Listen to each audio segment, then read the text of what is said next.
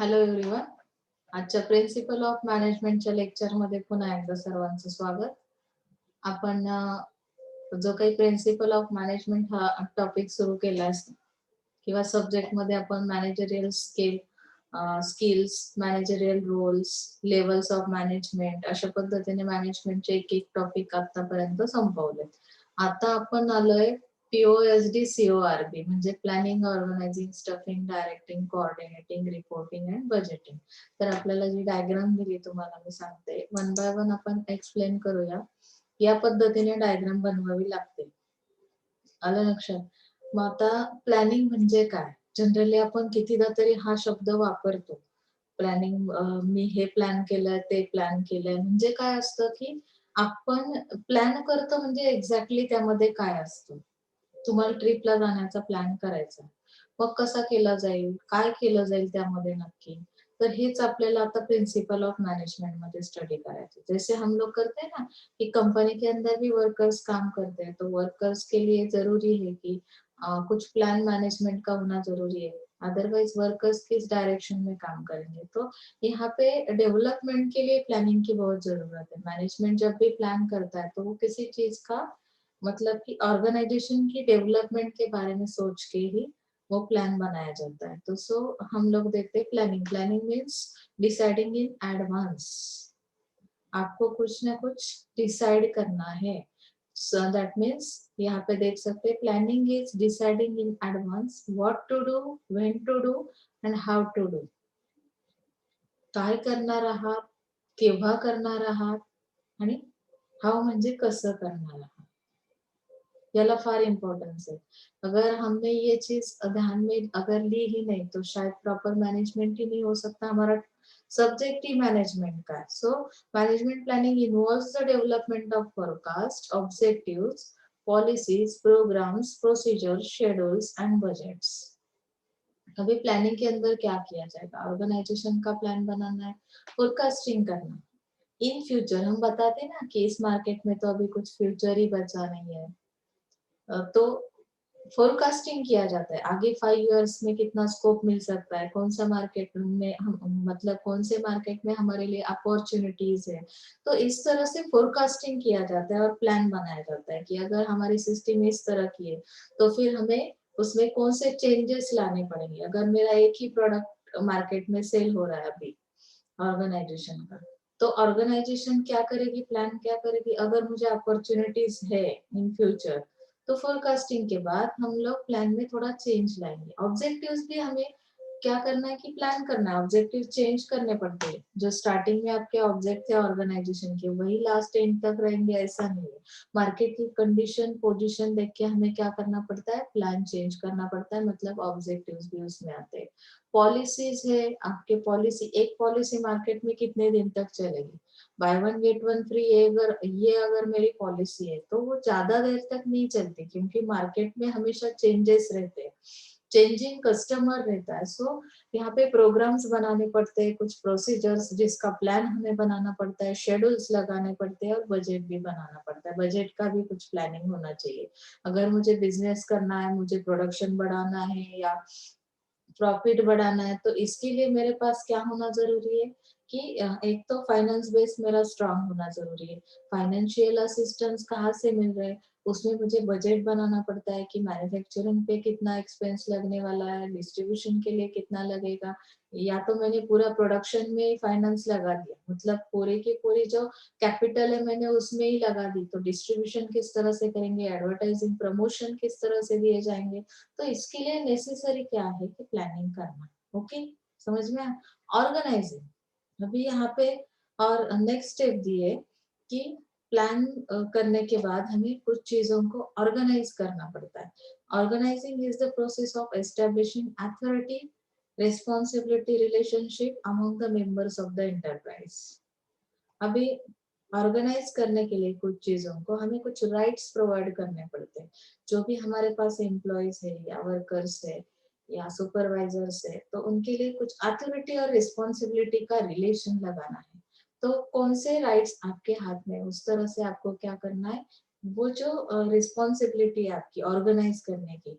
जैसे कि यहाँ पे बताया, while planning decides what management wants to do. Planning करते वक्त एक चीज ध्यान में रखनी है कि मैनेजमेंट के एक्सपेक्टेशंस क्या है। Organising provides an effective machine for achieving the plans. मतलब अगर मैनेजमेंट का प्लान है कि प्रोडक्शन को बढ़ाना है, तो हम लोग क्या करेंगे, प्लान क्या करेंगे कि जो एडवांस टेक्नोलॉजी के मशीन है वो हम परचेज करेंगे, लेकिन परचेज करने के बाद हमें क्या करना है, प्रॉपर प्लान करना है, उसका भी ऑर्गेनाइज करना है। मतलब मैन, मटेरियल, मशीन्स, इन सारी चीजों को अवेलेबल करना है, उसके बाद ही हमारा प्लान सक्सेस हो सकता है।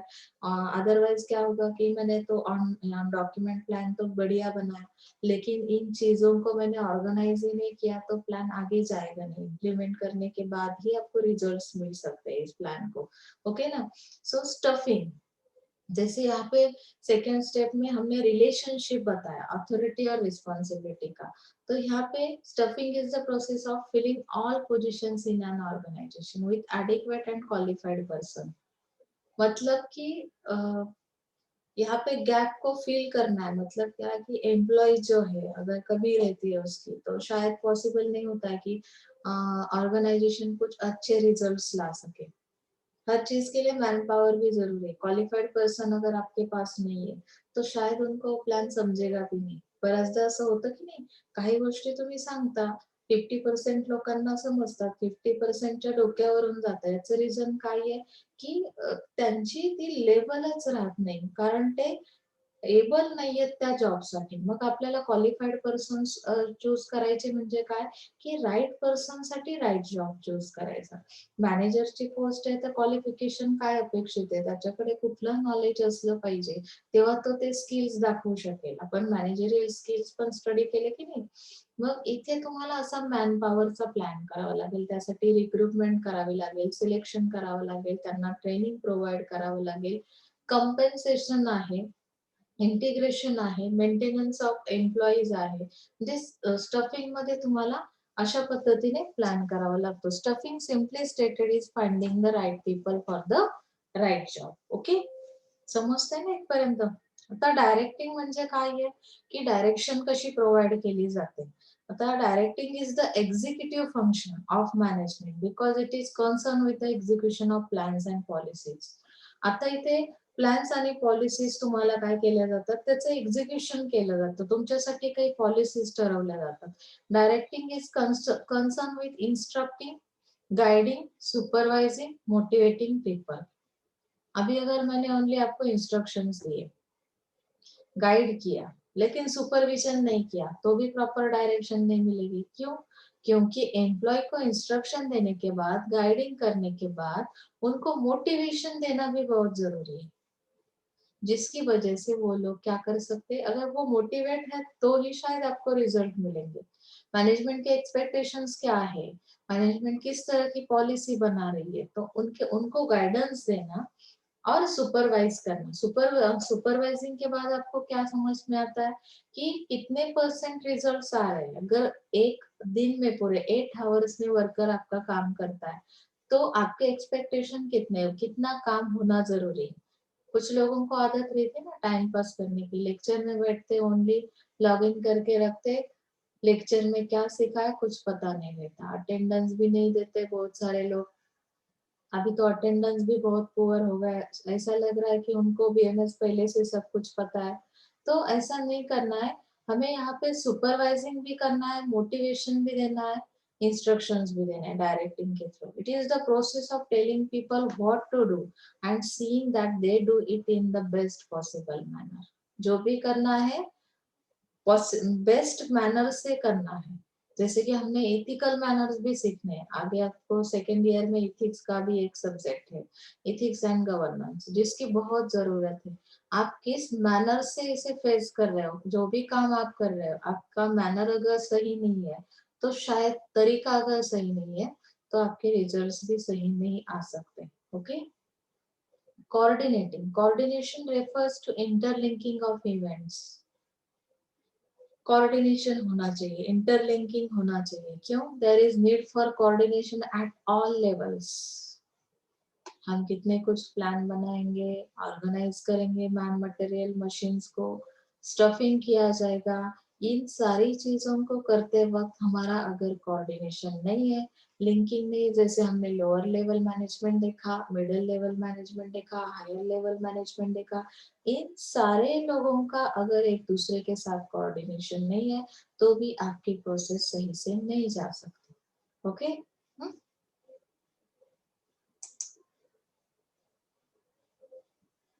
रिपोर्टिंग करना भी जरूरी है। Keeping those two whom the executive is responsible as well as subordinates informed through records, research and inspections. School level में भी इंस्पेक्शन किया जाता है। किस तरह का इंस्पेक्शन है कि आपके लेक्चर्स हो रहे, नहीं हो रहे, एज पर टाइम टेबल हो रहे कि नहीं हो रहे। तो यहाँ पे हमें क्या करना जरूरी है, इन सारी चीजों को ध्यान में रखना बहुत जरूरी है। रिकॉर्ड बनाना पड़ता है हर चीज का।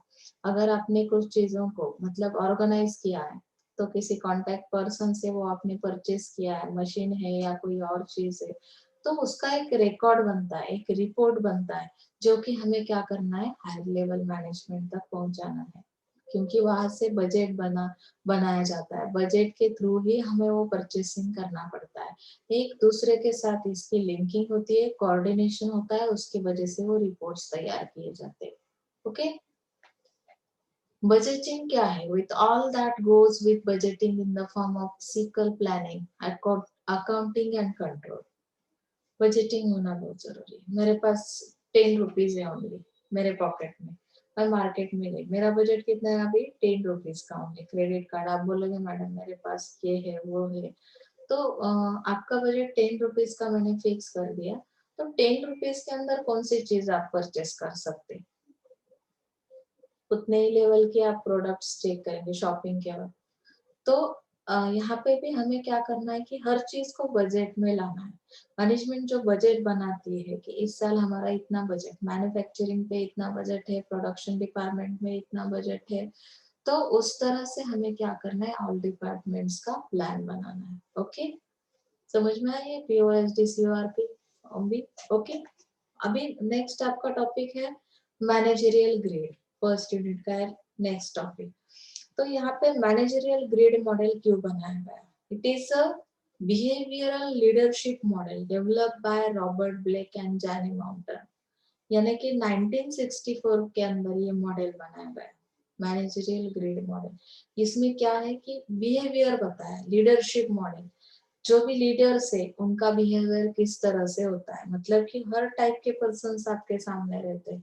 अभी आप ही देखो ना कि जितने टीचर्स जितने सब्जेक्ट आपको सिखा रहे हैं, तो उसमें से हर एक का सीबी, मैंने कंज्यूमर बिहेवियर नहीं बोल सकती यहाँ पे, लीडर, लीडर जो है, टीचर्स को अगर आपने लीडर कंसिडर किया, उस सब्जेक्ट का लीडर है वो सिखा रहा है, तो उसका बिहेवियर किस तरह का है। तो हमें अगर ऑर्गेनाइजेशन के अंदर भी इस तरह की लीडरशिप मिलती है, तो बिहेवियर को जानना बहुत जरूरी है। This model initially identified 5 different leadership styles based on the concern for people and the concern for production। मतलब हर एक का फोकस किस चीज पे रहेगा। अभी यहाँ पे जो डायग्राम दिए ना, कंसर्न फॉर प्रोडक्शन और कंसर्न फॉर पीपल, कुछ लोग जो कुछ लीडर्स है उनकी जो लीडरशिप की स्टाइल है, तो वो 5 स्टाइल्स हमें आगे देखने हैं, लेकिन उससे पहले हमें क्या देखना है कि उसका बेस क्या है।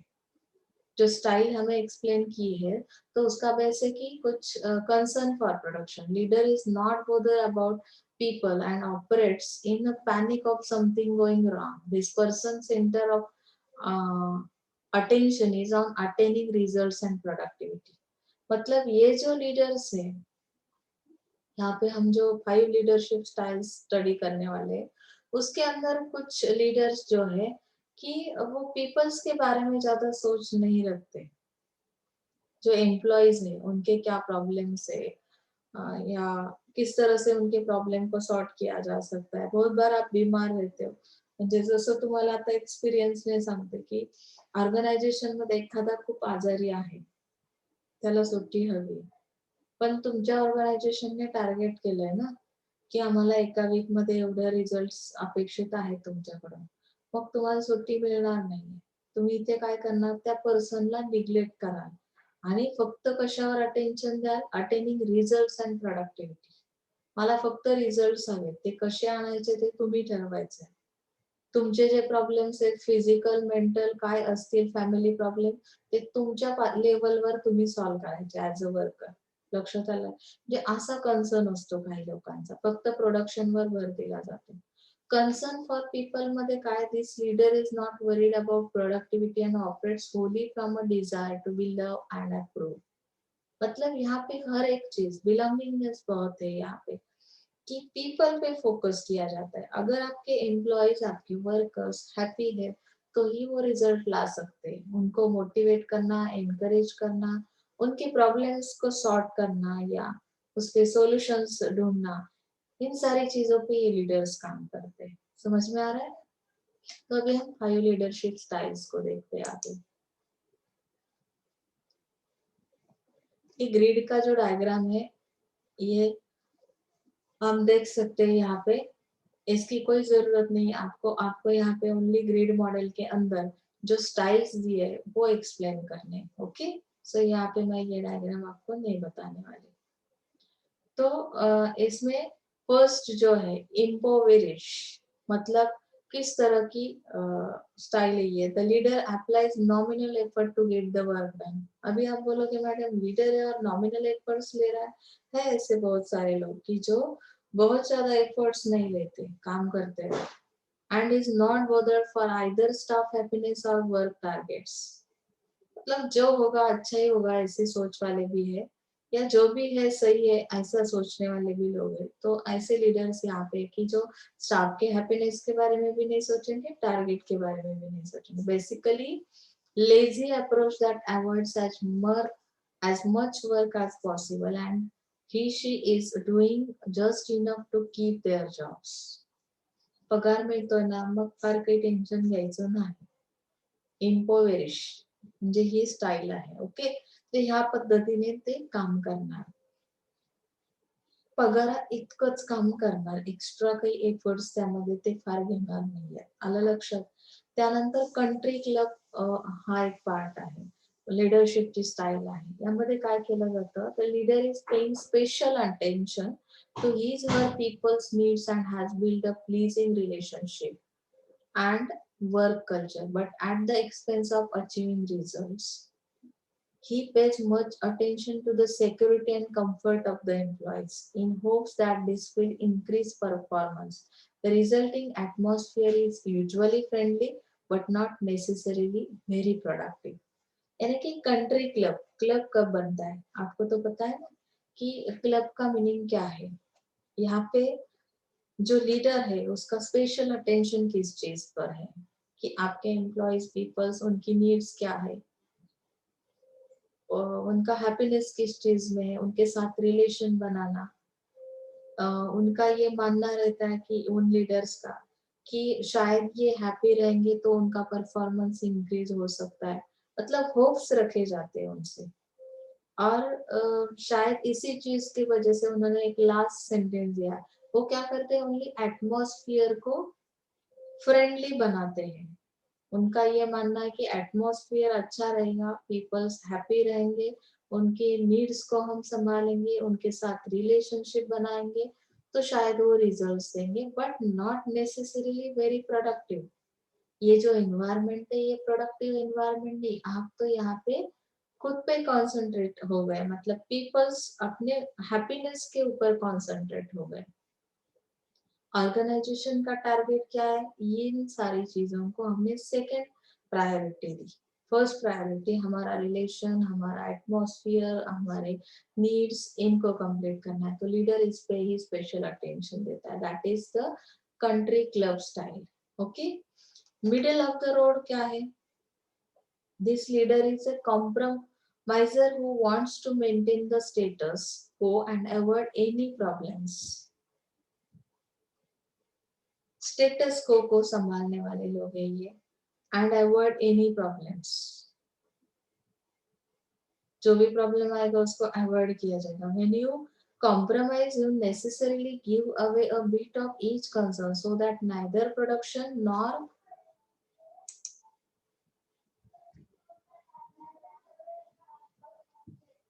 one second nor people needs are fully met. Production पे भी इनका ध्यान नहीं है, स्टेटस को पे लगे हैं। और लीडर्स हु यूज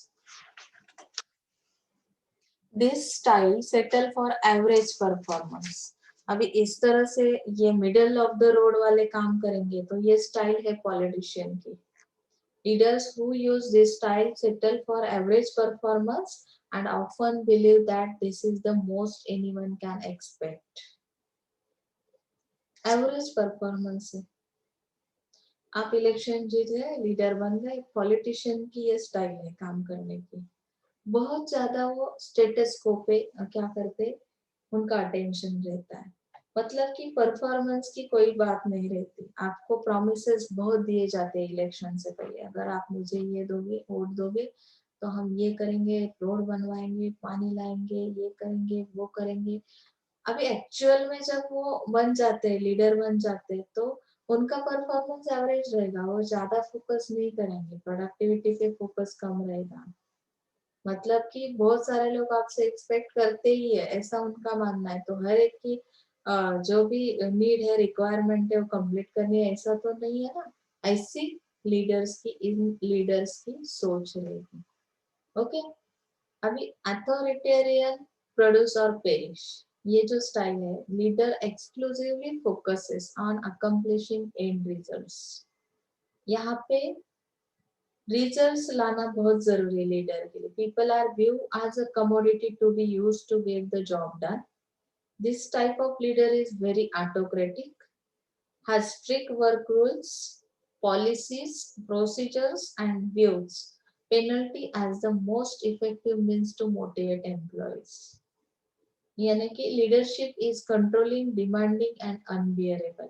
यहाँ पे पनिशमेंट भी की जाती है, पेनल्टी भी लगाई जाती है अगर आप सही से काम नहीं कर रहे। क्योंकि ये जो लीडर्स है, उनका मानना है कि हमें रिजल्ट्स चाहिए, आपको जो चीज चाहिए वो प्रोवाइड की जाएगी, लेकिन हमें क्या चाहिए, रिजल्ट चाहिए। इस तरह का स्ट्रिक्ट रूल बनाए जाते हैं कंपनी के अंदर या ऑर्गेनाइजेशन के अंदर, और पॉलिसीज रहते हैं जिसके थ्रू अगर आप उस उनके पॉइंट ऑफ व्यू से काम नहीं कर रहे तो पेनल्टी लगाई जाती है।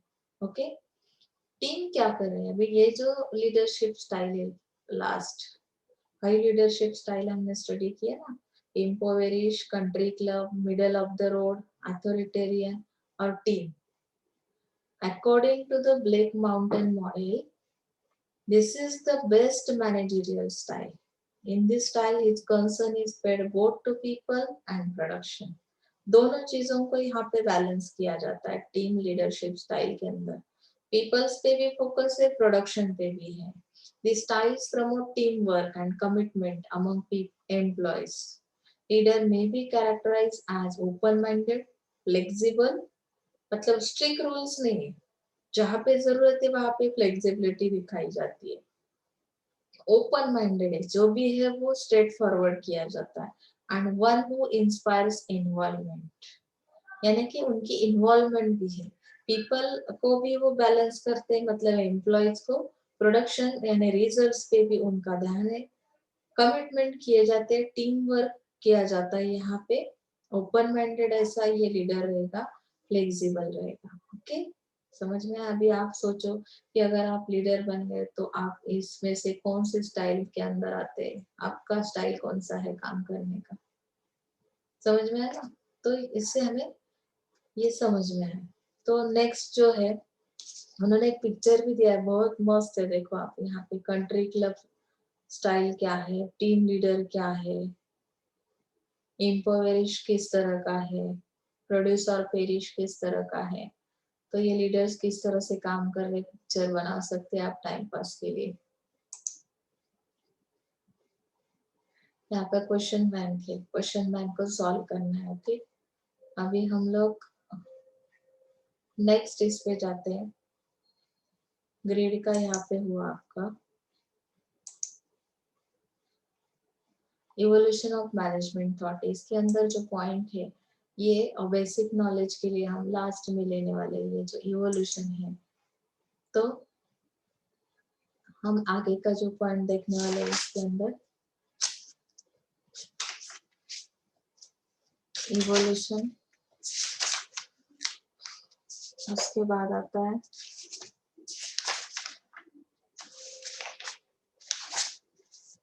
Fayol's contribution to management thought. अब बिल्कुल सिलेबस के पॉइंट्स पहले लेने वाले, अगर टाइम हमारा बचता है तो शायद हम एक्सेसिव पॉइंट्स भी पढ़ सकते हैं, तो इसके लिए हमें पॉइंट टू पॉइंट देखना है। कोई भी एक पॉइंट रहता है तो आप मुझे बता सकते हैं। Fayol's contribution to management thought, इसको हम स्टडी करेंगे अभी। ये फ्यूल कौन है, इसका पिक्चर आप देख सकते हैं यहाँ पे। Henry fuel, the universalist and the father of general management. आप बोलोगे मैनेजमेंट के भी फादर होते हैं, तो हाँ है, फादर ऑफ जनरल मैनेजमेंट। जो मैनेजमेंट की थीम है, तो इनकी किस तरह की उन्होंने मैनेजमेंट कहाँ से सीखा या किस तरह से वो मॅनेजमेंट के फादर बन गए, तो हम देख सकते हैं उनका जो ज्याला आपण म्हणतो जीवन प्रवास कसा आहे, त्यांच्या लाईफ मध्ये त्यांनी कशा पद्धतीने अपॉर्च्युनिटीज त्यांना मिळाल्या आणि ते फादर म्हणजे जनरल मॅनेजमेंटचे फादर कसे बनलेले आहेत हे आपण बघू शकतो। बॉर्न इन फ्रांस 1841 उनका जन्मदिन है, जन्म का ईयर है 1925, उनकी डेथ का है। ही ग्रेजुएटेड इन 1860, अभी 41 में हुए, उसके बाद ग्रेजुएट हुए 60 में। Okay, as a mining engineer and join a French mining company the same year. 1860 में उन्होंने वो फर्स्ट जॉब ज्वाइन की। ग्रेजुएशन उन्होंने इंजीनियरिंग में किया। He work as a junior executive in the company 1892। अभी ये जो फर्स्ट जॉब उन्होंने ज्वाइन की, उसके बाद जूनियर एग्जीक्यूटिव बने कंपनी के अंदर 1892 में। Thereafter he was promoted general manager of the company. वो वापस जूनियर एग्जीक्यूटिव से जनरल मैनेजर बन गए। ओके, इन 1898, तो 92 से लेके 98 में अभी उन्होंने क्या किया, he was appointed as a chief executive. यहाँ पे जनरल मैनेजर थे, अभी यहाँ पे चीफ एग्जीक्यूटिव बन गए कंपनी के 1898 के अंदर। His managerial brilliance was reflected by the fact that he turned the loss-making company into booming organization। उनका मैनेजमेंट इतना सही था कि जो कंपनी लॉस में चल रही थी उसको उन्होंने क्या किया, डेवलप किया या ग्रोथ की। तो इनके चेहरे से ही आपको पता चलता है कि ये कितने स्ट्रिक्ट रहे होंगे। ओके ना। सो आफ्टर हिज रिटायरमेंट, अभी रिटायरमेंट के बाद इन 1916 he devoted himself for writing principles and practices of management। अभी प्रिंसिपल ऑफ मैनेजमेंट जो पढ़ रहे हैं ना, तो मैनेजमेंट के प्रिंसिपल्स उन्होंने कब लिखे थे, और रिटायरमेंट के बाद, मतलब 1916 में वो रिटायर हो गए, तो उन्होंने ये प्रिंसिपल्स लिखना स्टार्ट किया। Fuels original classic book administration industrially general was written in French and published in 1916। उन्होंने जो बुक ओरिजिनल बुक है उनकी क्लासिक बुक, तो वो पब्लिश की 1916 में। It was translated into English at general industrial administration in 1929। Translate की वो बुक, फ्रेंच में लिखी थी 1916 में, उसे ट्रांसलेट किया गया इंग्लिश में 1929 में, but remain unnoticed until it was translated as general and industrial management in 1949। तो कंसेप्ट क्या थी उनकी मैनेजमेंट की। Henri Fayol is considered the father of modern theory of general and industrial management. अभी जनरल मैनेजमेंट के तो father है ही, इंडस्ट्रियल मैनेजमेंट के भी। He divided general and industrial management into 6 group. तो उन्होंने कुछ ग्रुप्स दिए यहाँ पे, जैसे टेक्निकल एक्टिविटीज है, production, manufacture, adaptation. Commercial activity है, buying, selling and exchanging. Financial activities है, search for and optimum use of capital. Security के लिए एक्टिविटी की जाएगी, protection of property and persons. Accounting activity है, stock taking, balance sheet, cost and statistics. Managerial activity है, जैसे planning, organising, command, coordination and control. तो इस तरह से उन्होंने क्या किया कि ये कंसेप्ट मैनेजमेंट की बताई कि किन चीजों को हमें मैनेज करना है एग्जैक्टली। मैनेजमेंट के अंदर कौन सी चीजें हैं, कितने सारे एक्टिविटीज है, उसके अंदर हम क्या करने वाले, एक्चुअल फंक्शंस क्या है। ओके, तो फंक्शंस को हम यहाँ पे डीपली नहीं देखने वाले। फ्यूल्स की और एक चीज पॉपुलर है, मैं आपको बताती हूँ। Fuels principle of management, 14 principles of management है। इस पे क्वेश्चन आपको हमेशा पूछा जाता है कि कौन से फ्यूल्स के प्रिंसिपल्स है मैनेजमेंट के अंदर। अगर आप कभी इंटरव्यू में भी गए ना, एमबीए में भी आपको ये पार्ट है। हमें यहाँ पे ओनली 7 पॉइंट्स को स्टडी करना है, लेकिन आपको जब भी 14 प्रिंसिपल्स पूछे जाते हैं तो एटलीस्ट उनके नेम, टाइटल नेम तो भी आपको आना जरूरी है।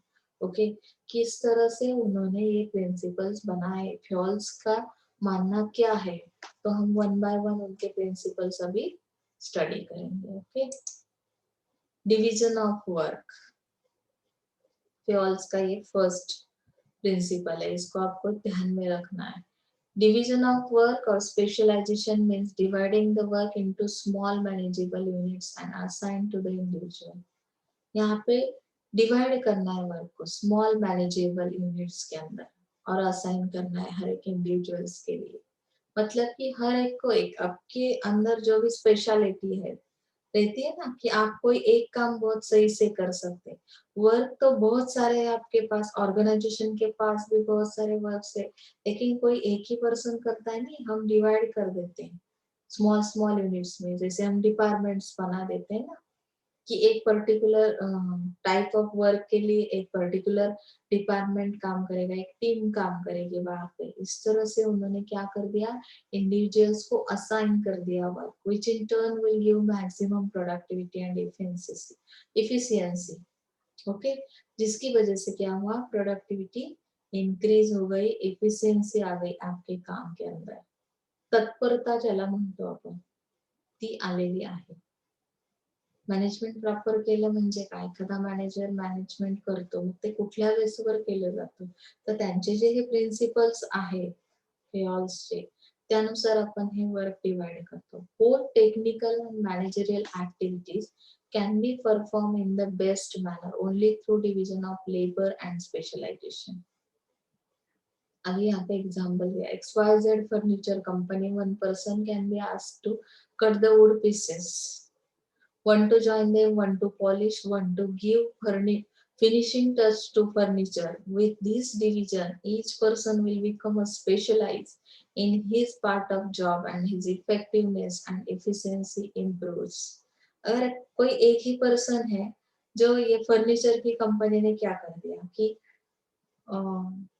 कुछ वुड पीसेस बनाने के लिए दिए, जो है उनको ज्वाइन करना है, पॉलिश करना है, तो ये सारा पूरा काम पॉलिश का, ज्वाइन करने का, फर्निश करने का, ये जो भी अगर कोई एक ही पर्सन करता तो शायद उसमें इतना इफेक्टिवनेस या इफिशियंसी नहीं रहती। लेकिन ये काम क्या कर दिया, डिवाइड कर दिया हर एक की स्पेशलिटी के अनुसार। जैसे कि हमने देखा ना, स्टफिंग के अंदर वही करते, राइट पर्सन को राइट जॉब पे लगा दिया जाता है, एबिलिटी के हिसाब से हमने यहाँ पे डिवाइडेशन कर दिया। अथॉरिटी एंड रिस्पॉन्सिबिलिटी क्या है, सेकेंड प्रिंसिपल फ्यूल्स के प्रिंसिपल में आता है।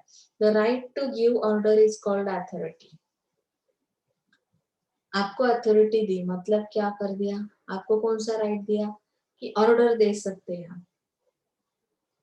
बहुत बार हम बोलते हैं ना, ये मेरा एरिया नहीं है, मेरे पास ये अथॉरिटी नहीं है। तो अथॉरिटी है मतलब क्या है कि राइट्स कौन से है कि आप ऑर्डर दे सकते हैं। Compulsion to achieve it is called responsibility. अभी जो ऑर्डर मैंने आपको दी है, मेरे पास अथॉरिटी है, मैं टीचर हूँ, तो मैंने ऑर्डर दी कि आप असाइनमेंट कंप्लीट करो, तो रिस्पॉन्सिबिलिटी क्या है आपकी, the compulsion to achieve it, that means it is a responsibility. Okay, authority and responsibility are the two sides of management coin. They survive together.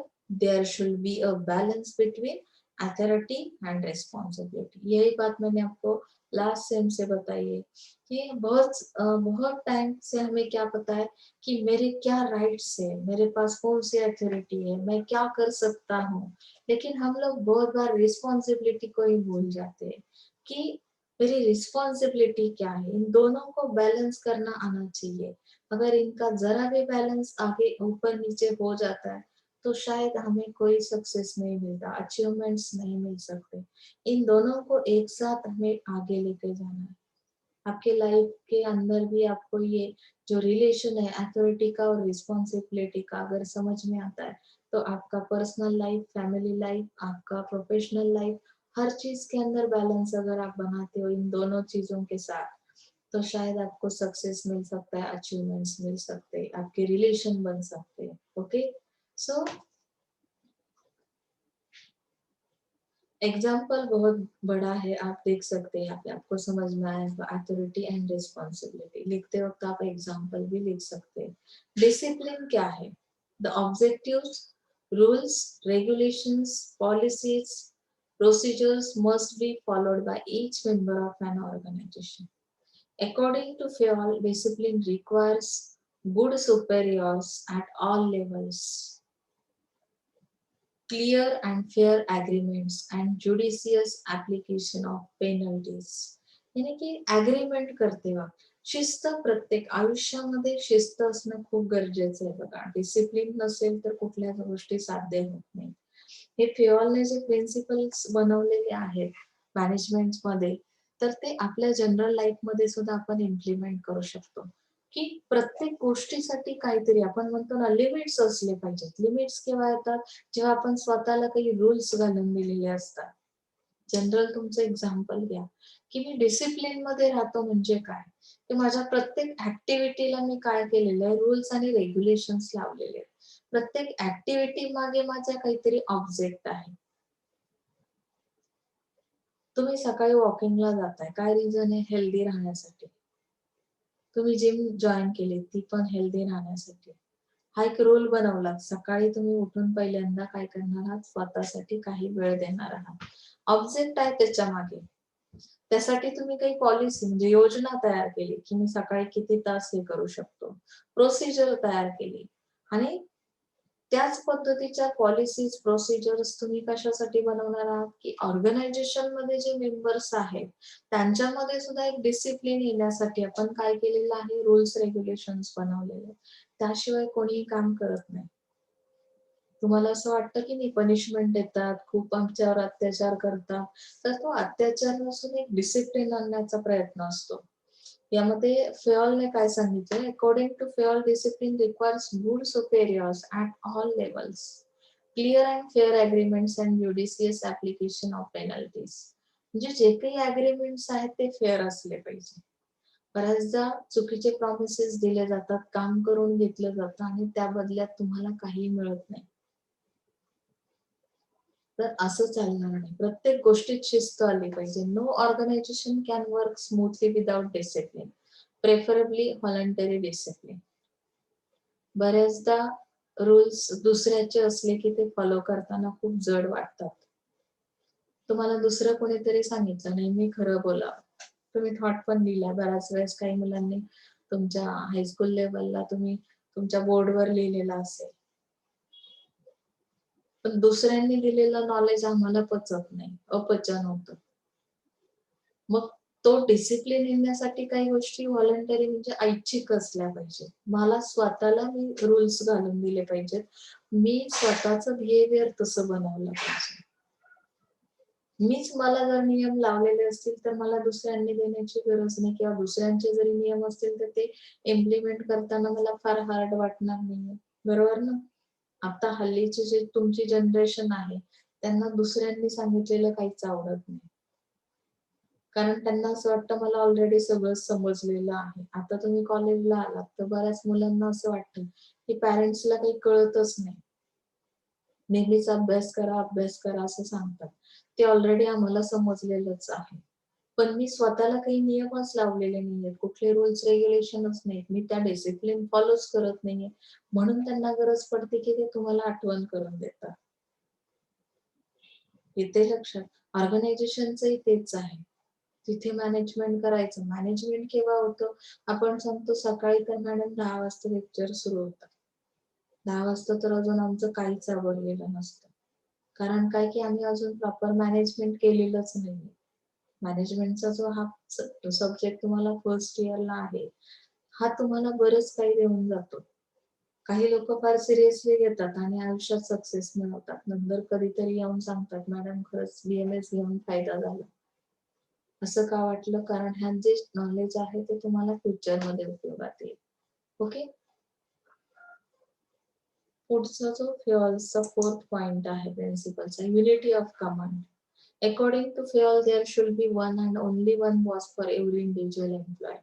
In order to avoid any likely puzzlement and conflict, each member of an organization must receive orders and instructions only from one superior. आता बघा इथे जे example दिलंय ना, mister X gets direction from mister Y. Sales executive person है ये, sales manager Y person है, to sell more to reach targeted sales. At the same time, Mr. X gets order from Mr. Z, production manager. Z कौन है? Production manager है, ये sales manager है Y. तो X ने पहले Y को ऑर्डर दी है कि आपको टारगेट अचीव करना है, रीच टारगेटेड सेल्स. ओके, मेरा टारगेट कितना है कि पर डे 100 प्रोडक्ट सेल होने चाहिए, तो इतना मैंने टारगेट रखा है, उसे आपको अचीव करना है. At same time mister X ने क्या कर दिया, दूसरी ऑर्डर दी मिस्टर जेड को, जो प्रोडक्शन मैनेजर है, to go slow in selling due to scarcity of raw materials. In this case clash occurs in Mr. X's mind as to whose commands he should follow. मतलब क्या है कि यहाँ पे mister X gets orders from mister Z.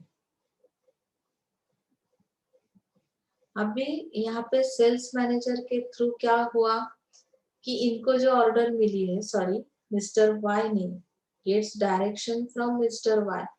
अभी Y से इनको direction मिली है to sell more to reach targeted sales. Sales executive है तो उनको टारगेट करना है. सेम टाइम मिस्टर एक्स को और एक ऑर्डर मिली प्रोडक्शन मैनेजर से to go slow in selling. आपको सेलिंग स्लोली करना है. क्यों? क्योंकि रॉ मटेरियल कम है. In this case clash occurs in mister x.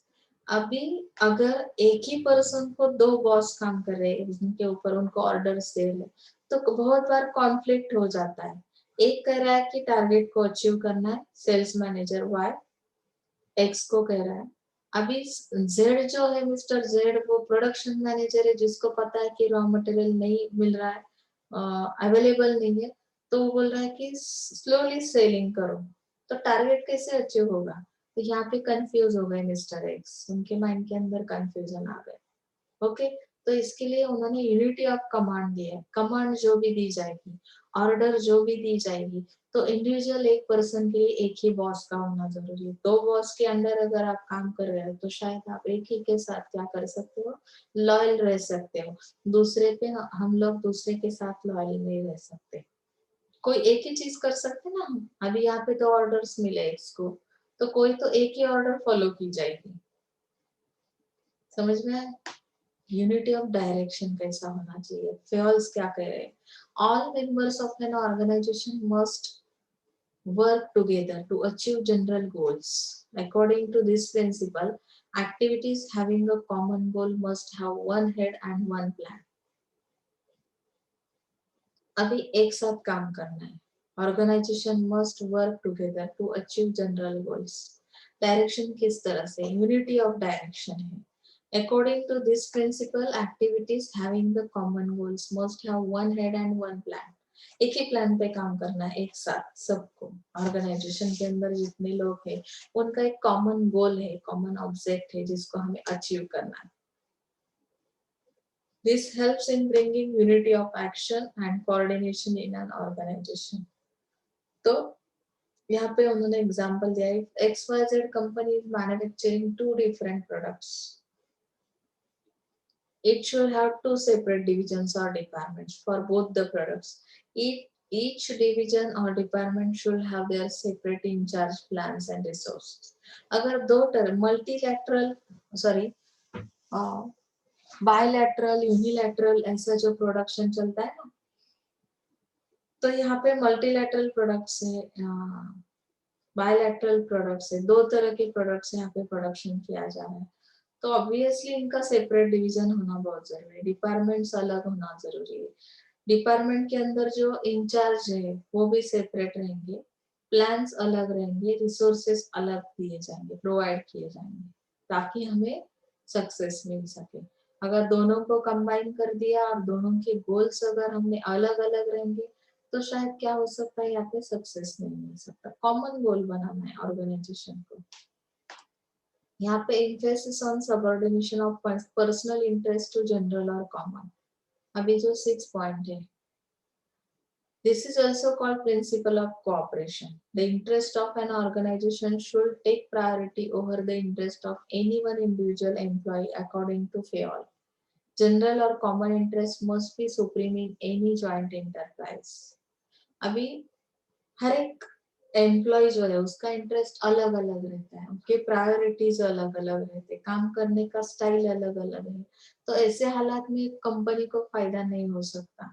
तो कंपनी को क्या चाहिए कि कॉमन इंटरेस्ट वाले पर्सन चाहिए, जिसकी वजह से क्या हो सकता है, अचीवमेंट्स मिल सकते हैं। ग्रुप कब बनता है, अभी आपके व्हाट्सएप के ग्रुप बनते हैं, कब बनते हैं, जब आपका इंटरेस्ट सेम सिमिलर है। कॉलेज लेवल के स्टूडेंट्स का एक अलग ग्रुप है, या यंगर वंस का अलग है, ओल्ड एज वाले लोगों का अलग है। क्यों है, क्योंकि उनका एक कॉमन इंटरेस्ट है, तो उनका कोऑपरेशन भी रहता है, कोऑर्डिनेशन भी हो सकता है। और इंटरेस्ट एक होने की वजह से, उनका प्रायोरिटी इंटरेस्ट जो है वो एक होने की वजह से क्या हो सकता है की आपको प्रॉफिट मिल सकता है। सो ऑर्गनायझेशन मध्ये आहे, तर ऑर्गनायझेशन काय करते की अशा पद्धतीने त्यांचा इंटरेस्ट सेम सिमिलर आहे, त्यांना एकत्रित काम करण्यासाठी कोऑपरेशन मिळतं ना। तुमचा इंटरेस्टच नाहीये, तुम्ही सांगता ना बऱ्याचदा घरामध्येही बोलता, माझा त्या गोष्टीत इंटरेस्टच नाहीये, अभ्यासामध्ये इंटरेस्टच नाहीये, असं सांगता की नाही? इंटरेस्ट नसेल तर कसं तुम्ही कोऑपरेशन करणार? तुमची प्रायोरिटी काय आहे ते लक्षात घेऊन, इंटरेस्ट लक्षात घेऊन तुम्ही काय करता, काम करता एकसाथ।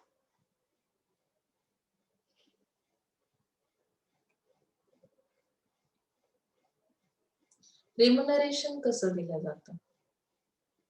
If an organization wants better performance from its workforce, then it is necessary to give fair pay with non-financial rewards, which will act as the best motivator to perform better, and exploitation of employees in any manner must be avoided. Sound scheme of remuneration should be introduced, which will consist of financial and non-financial incentives. अगर organisation के कुछ wants है, उनके कुछ expectations है आपके performance related, कि मेरा जो वर्क फोर्स है, मेरे जो एम्प्लॉयज है, उनका परफॉर्मेंस बेस्ट होना जरूरी है, तो इसके लिए ऑर्गेनाइजेशन क्या करती है, रेम्युनरेशन किस तरह से दिया जाता है आपको, मानधन जे आहे ते फक्त फायनान्शियल असंच असेल का, तर नाही। नॉन फायनान्शियल मध्ये काय येतं की रिवॉर्डिंग सिस्टीम ठेवा। तुम्ही जर परफॉर्मन्स बेस्ड देतोय तुमचा वर्कर, तर ऑर्गनायझेशनने त्याला रिवॉर्डिंग सिस्टीम ठेवली तर तो एक बेस्ट मोटिवेटर म्हणून काम करेल।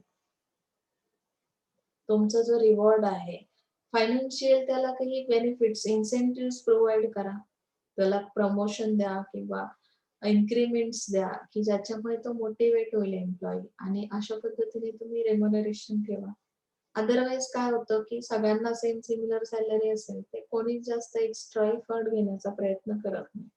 पण रिवॉर्ड वगैरे आहे, तुम्ही जर 100% रिझल्ट लावलात, एखादा टीचर आहे त्याला जर तुम्ही त्याचं हे केलं, रिवॉर्डिंग सिस्टीम ठेवली, सत्कार वगैरे केला, एखादं गुलाबाचं फुल दिलं, तर काय असतं ते मोटिवेशन मिळतं, दरवर्षी मला हे मिळालं पाहिजे। मग कधी-कधी त्यांच्या सॅलरीमध्ये इन्क्रिमेंट्स होतात वगैरे। तर हे काय झालं, रिम्युनरेशन देण्याची पद्धत झाली। आलं लक्षात? हे 7 पॉइंट्स इथे रायटिंगसाठी तुम्हाला असतात। पुढचे जे आहेत सेंट्रलायझेशन, हे फक्त टायटल लक्षात ठेवा, scholar chain, order, equity, stability of tenure, spirit the corps initiative. अशा पद्धतीने ही नावं फक्त लक्षात ठेवा. 7 पॉइंट्स तर तुम्हाला मस्ट असतात जर एक्झामला आले तर. आता तुमची एक्झाम कशी होईल माहित नाही. ऑनलाईन झाली तर ऑब्जेक्टिव्ह ओरिएंटेड होईल आणि ऑफलाईन झाली तर मग तुम्हाला 7 पॉइंट्स मस्ट असतील. ओके, म्हणजे इथपर्यंत तुमचं आज झालंय. त्याच्यानंतर तुमचा पार्ट आहे कंटिंजन्सी अप्रोच और सिच्युएशनल अप्रोच. यामध्ये आपण काय बघतोय बघूया आता. Contingency approach says that organizations are different and have to tackle diverse situations.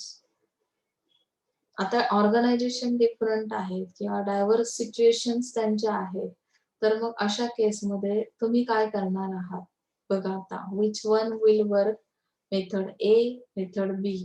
The contingency approach to management is based on the idea that there is no one best way to manage any situation. म्हणजे कुठली तरी एकच idea सगळीकडे वापरून चालणार नाही. Diverse situations आहेत. म्हणजे एखादी सिच्युएशन मॅनेज करण्यासाठी एकच मार्ग अवेलेबल आहे असं होत नाही. And that to be effective planning, organising, leading, controlling must be modified to the specific situation faced by an organisation. अभी यहाँ पे आपको मॉडिफाई करना पड़ेगा कुछ प्लान, जिसकी वजह से हम क्या कर सकते हैं कि स्पेसिफिक सिचुएशन के अंदर ऑर्गनाइजेशन उस प्रॉब्लम को किस तरह से सॉल्व करना है ये सोच सकती है. तुम्हाला तर खूप सारे प्रॉब्लेम्स आहेत. तुम्ही म्हणाल मॅडम आमच्या तर लाईफकडे तुम्ही बघतच नाही आता आम्हाला किती प्रॉब्लेम्स आहेत. पण मग प्रॉब्लेम्स हे असणारच आहेत. त्याला सोल्युशन काढण्यासाठी, ती सिच्युएशन हँडल करण्यासाठी, मॅनेज करण्यासाठी आपल्याला काय करावं लागेल, की इफेक्टिव्ह प्लॅनिंग करावं लागेल. आणि मग ते प्लॅनिंग, कंट्रोलिंग, ऑर्गनायझिंग ह्या सगळ्या गोष्टी आपण इथे वापरल्या, की ती सिच्युएशन कशी फेस करायची हे आपल्याला समजतं. कंटिंजन्सी अप्रोच काय करतो? It is also referred as situational approach. In simple terms म्हणजे ॲज पर सिच्युएशन तुम्ही कसा डिसिजन घेताय, that is called contingency approach.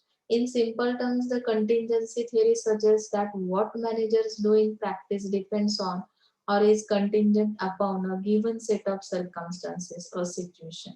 म्हणजे एका पर्टिक्युलर सिच्युएशन मध्ये तुम्ही ऍज अ मॅनेजर कशा पद्धतीने तो प्रॉब्लेम सॉर्ट करताय, कसा डिसिजन घेताय, म्हणजे that is called contingency approach. मग त्यामध्ये तुम्हाला काही गिव्हन सेट ऑफ सर्कमस्टान्सेस म्हणजे काय, की अशी एन्व्हायरमेंट, असं सिच्युएशन तयार झालेली आहे, की तिथे तुम्हाला सजेशन्स द्यावे लागतात, डिसिजन घ्यावे लागतात as a manager, as a leader. Contingency point of view tells us that the effectiveness of various managerial practices, styles, techniques, and functions will differ according to particular circumstances of the situation. एखादी situation खूप भयंकर आहे असं पण जेव्हा म्हणतो, म्हणजे त्यामध्ये जर तुम्हाला सोल्युशन शोधायचं आहे, कंटिंजन्सी पॉइंट ऑफ व्ह्यू काय सांगतो, तर तुम्ही त्यासाठी वेगवेगळ्या स्टाईल्स लीडरशिपच्या पाहिल्यात, की कशा पद्धतीने लोकं कामं करतात. कधी-कधी मॅनेजमेंटमध्ये पॉज पण घेणं गरजेचं असतं.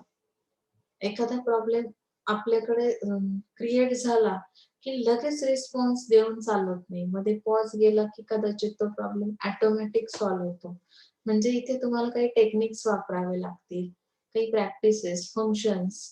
मग त्या प्रत्येक एकासाठी सिच्युएशनसाठी काय असणार आहे डिफरंट फंक्शन्स करावे लागतील. म्हणजे काय काम करावं लागेल. आता तुम्हाला साधा प्रॉब्लेम आहे, की स्टडी होतच नाहीये.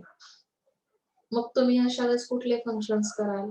कॉन्सन्ट्रेशनसाठी काही लोकं योगा, मेडिटेशन करतील. काही लोकं त्यासाठी वेगळा टाईम स्पॅन शेड्यूल बनवतील, की तुम्ही ज्या शेड्यूलमध्ये काम करताय त्यापेक्षा वेगळं शेड्यूल बनवा. जसे कामामध्ये बदल कराल. काही टेक्निक्स यूज कराल, की मला फक्त वाचून लक्षात राहत नाहीये, मग मी लिहून पाठ करू का? मग ही टेक्निक तुम्ही वापरून बघितली. म्हणजे स्टाईलच बदलली तुम्ही कामाची. म्हणजे काय, की जे काम तुम्ही खूप काय करत होतात, की ज्याला फार सिरियसली घेत नव्हतात. ती गोष्ट तुम्ही सिरियसली करताय. कॉन्सन्ट्रेशन म्हणजे स्टाईल बदललेली आहे. कदाचित इफेक्ट्स लगेच जाणवतील. त्या सिच्युएशनवर तुम्हाला सोल्युशन मिळेल पर्टिक्युलर एका प्रॉब्लेमवर. Contingency approach believes that it is impossible to select one best way of managing and which works best in all situations. Like advocated by Taylor, the manager has to scientifically try to identify which technique or approach will be the best solution for a problem which exists in a particular condition or context. आता इथे contingency approach कशावर believe करतो, तर managers जे आहेत ते scientifically identify करण्याचा प्रयत्न करतात काही एखादं टेक्निक. मग ते जे टेक्निक त्यांना सापडलेलं आहे की बेस्ट सोल्युशन त्यामुळे मिळतं, तर पर्टिक्युलर कंडिशनसाठी तेच टेक्निक वापरायचं असं त्यांनी डिसाईड केलेलं असतं. जरी डायव्हर्स सिच्युएशन्स आहेत, पण तरी सुद्धा पर्टिक्युलर एका प्रॉब्लेमवर एक टेक्निक एकदा लागू झालं, जसं एखादा आजार आहे, जैसे हम देखते हैं ना, अभी कोरोना है, कोरोना की वजह से तो जान भी जा सकती है, लेकिन उस पे अगर कुछ मेडिसिन बनाया गया है, तो जब भी ये कोरोना होगा किसी एक को, तो वही मेडिसिन दिया जाएगा जिसकी वजह से वो रिकवर होगा। यानी किसी एक प्रॉब्लम पे, पर्टिकुलर प्रॉब्लम पे एक सॉल्यूशन एक बार फाइंड आउट किया, तो वही हर बार हम उस प्रॉब्लम को क्रिएट होने के बाद यूज करेंगे। समझ में आया? That is called contingency approach. Is that clear now? उसके कुछ फीचर्स भी दिए हैं यहाँ पे, हम देख सकते हैं। Management on the outside is situational. Outside का मैनेजमेंट है, बाहर की सिचुएशन किस तरह की, कंपनी ऑर्गेनाइजेशन जो भी है, तो कौन सी सिचुएशन फेस कर रही है, मार्केट की कंडीशन क्या है, मार्केट का एनवायरनमेंट क्या है, उस वजह से अगर कुछ प्रॉब्लम हो रहा है। आउटसाइडर्स में इन्वेस्टर्स भी आ सकते हैं, कस्टमर भी आ सकता है, मार्केट का एनवायरनमेंट भी आ सकता है, पॉलिटिकल एनवायरनमेंट है, इकोनॉमिक एनवायरनमेंट है, तो ये आउटसाइड सिचुएशनल है। सेकेंड है management is entirely conditional. Management कब किया जाएगा कि आपके सामने कुछ कंडीशंस रखे जाते हैं। अभी आप बोलते हैं ना, मेरी कंडीशन ही नहीं है आज लेक्चर अटेंड करने की, तो मुझे मैनेजमेंट करना पड़ेगा। दैट मीन्स मैंने कंडीशन आपको बताई। कंडिशन क्या आहे की I am not feeling well, तर मग तुम्हाला त्यावर प्रॉपर मॅनेजमेंट करायचे, कशामुळे तुम्ही रेग्युलर आजारी पडताय। So management is entirely conditional. कशी कंडिशन आहे तिथे कसं मॅनेजमेंट वापरायचं हे मी ठरवेन। There is no most excellent way of doing anything. म्हणजे तिथे कुठलाही असा पर्याय नाहीये, एक्सलंट असं काही नाहीये की कुठल्याही गोष्टीसाठी तुम्ही वापरू शकाल। No one needs to familiarise himself to the circumstances. म्हणजे स्वतःला एखाद्या परिस्थितीमध्ये, सर्कमस्टन्सेस मध्ये काय आहे की फॅमिलिअर करणं। मॅनेजमेंट करणं म्हणजे काय, आपण म्हणतो ना काही गोष्टी मला ऍक्सेप्टच नाहीये, मी ही सिच्युएशन फेसच करू शकत नाहीये, तर त्यामध्ये स्वतःला फॅमिलिअराइज करणं।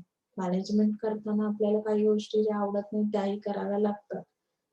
जसं तुम्हाला आता सकाळी उठून दूध प्यायला दिलं मम्मीने, तुम्ही सांगता हे मला आवडतच नाही, मी फक्त चहा कॉफीच घेतो, तर मग आपल्याला जर हेल्थ चांगली करायची, मॅनेजमेंट करायचे, मला डॉक्टरांनी सांगितलंय, तर मग आपण ते काय केलं पाहिजे, फॅमिलिअराइज केलं पाहिजे। तसंच मॅनेजमेंटचं आहे। One needs to sorry contingency अप्रोचचे आपण फीचर्स बघतोय। It is kind of if and then approach. मतलब ये अप्रोच किस तरह का है कि अगर ये चीज हो रही है तो उसके ऊपर डिपेंड करता है कि ये कंडीशन हो सकती है। अगर मैं स्टडी कर रही हूँ तो मैं पास हो सकती हूँ या मैं फर्स्ट आ सकती हूँ। इफ एंड देन का अप्रोच है ये contingency approach. If workers have strong physiological needs, then financial motivators should be adopted, and if they have strong higher order needs, then non-financial motivators should be adopted। इस तरह के एक contingency approach, it is practically suited, practically think किया जाता है इसके अंदर। Okay, management policies and procedure should act in response to environment. मतलब कि एनवायरनमेंट किस तरह का है उस तरह से मैनेजमेंट पॉलिसीज बनाए जाते हैं। कि एनवायरनमेंट अभी मार्केट का क्या है कि कोरोना की वजह से कस्टमर बहुत ज्यादा डिमांड नहीं कर रहा है किसी प्रोडक्ट को, तो मुझे एज अ मैनेजमेंट पॉलिसी को चेंज करना पड़ेगा, उस तरह का डिसीजन लेना पड़ेगा। यानी कि सर्कमस्टेंसेस को ध्यान में रखते हुए वो कंटिजेंसी अप्रोच यूज किया जाएगा, if and then approach. Manager should understand that there is no best way of managing. It dismisses the universal validity of principles. मतलब मैनेजर्स को अगर समझ में आ रहा है कि कोई भी ऐसा रास्ता नहीं निकल रहा है जो कि मैनेज कर सके, तो हमें कभी कभी आउट ऑफ रूल जाके कुछ डिसीजंस लेने पड़ते हैं कि validity, universal validity of principles को हमें डिसमिस करना है. डिसमिस करना है मतलब कि आपके पास वो राइट्स कभी कभी रहते नहीं है, अथॉरिटी रहती नहीं है, तो मैनेजर्स को क्या करना है कि कभी कभी ऑन द स्पॉट कुछ डिसीजंस लेने पड़ते हैं. ओके, इसमें क्रिटिसिज्म क्या है, प्रॉब्लम्स क्या है कंटिजेंसी अप्रोच के अंदर. It does not identify the influence of management concept and techniques on environment. अभी ये आइडेंटिफाई नहीं कर पाता है कि मैनेजमेंट का इन्फ्लुएंस कितना है टेक्निक्स के ऊपर. मतलब जो भी टेक्निक्स मैनेजमेंट के हम यूज करेंगे तो एनवायरनमेंट में उसका इन्फ्लुएंस कितना होता है. Doesn't have any comprehensive theoretical base and literature on contingency management is not satisfactory. अभी theoretical base जो है, literature जो है, ज्यादा आपण साहित्य म्हणतो on contingency management is not satisfactory. If and then का approach यहाँ पे हर बार satisfy नहीं कर सकता आपको. हम लोग बोलते हैं ना लाइट गए थे तो कैसे असाइनमेंट करेंगे, तो क्रिटिसिज्म है ये. इफ एंड देन हर बार नहीं चलेगा. It might confuse management as it depends on situation. अगर हम हर बार सिचुएशन के ऊपर डिपेंड रह के मैनेजमेंट करेंगे तो शायद हर बार हमें सक्सेस नहीं मिलेगा. यहाँ पे कंफ्यूज होंगे हम. सिचुएशन क्या है कि बहुत सारे फैमिली प्रॉब्लम्स है, पर्सनल प्रॉब्लम्स है, तो मैं किस तरह से फर्स्ट आ सकता हूँ. सिचुएशन बहुत खराब है, तो अगर मैंने सिचुएशन के ऊपर मेरा मैनेजमेंट रखा तो शायद मैं सक्सेस ही नहीं ले सकती. तो ये कंफ्यूज करने वाला management. As there are no fix principles in such a case managers has to look for all likely alternatives available. Managers के पास अल्टरनेटिव्स का होना बहुत जरूरी है. फिक्स ऐसे प्रिंसिपल्स नहीं इसके अंदर कंटिजेंसी अप्रोच के अंदर. ओके, तो ये कंटिजेंसी अप्रोच था. इसके बाद हम देखने वाले हैं हमारा second unit, planning and decision making. First unit का जो एक पॉइंट बचा है आपका इवोल्यूशन ऑफ मैनेजमेंट थॉट, वो हम लास्ट में लेंगे ताकि आपको ये प्रिंसिपल ऑफ मैनेजमेंट तो समझ में आएगा, उसका इवोल्यूशन किस तरह से हुआ, ये थॉट किस तरह से क्रिएट हुआ, ये मैं लास्ट में आपको बताऊंगी. तो आगे के लेक्चर में हम सेकेंड यूनिट को स्टडी करेंगे. आज के लिए यहाँ तक रुकते. सो अगर आपको कोई भी प्रॉब्लम है तो आप पूछ सकते हैं, पर्सनली मैसेज कर सकते हैं. मेरा नंबर तो आप सबके पास है. बहुत सारे लोगों का प्रॉब्लम है, किसी का जूम ऐप नहीं चल रहा है, किसी का कुछ प्रॉब्लम है, तो प्रॉब्लम सॉल्व करने की सोचो. इफ एंड देन अप्रोच पे नहीं जाना है, कंटिजेंसी अप्रोच पे नहीं जाना है, सिचुएशन को देख के मैनेजमेंट नहीं करना है हमें, तो यहाँ पे प्रॉब्लम सॉल्व हो सकते हैं. Okay, so thank you so much.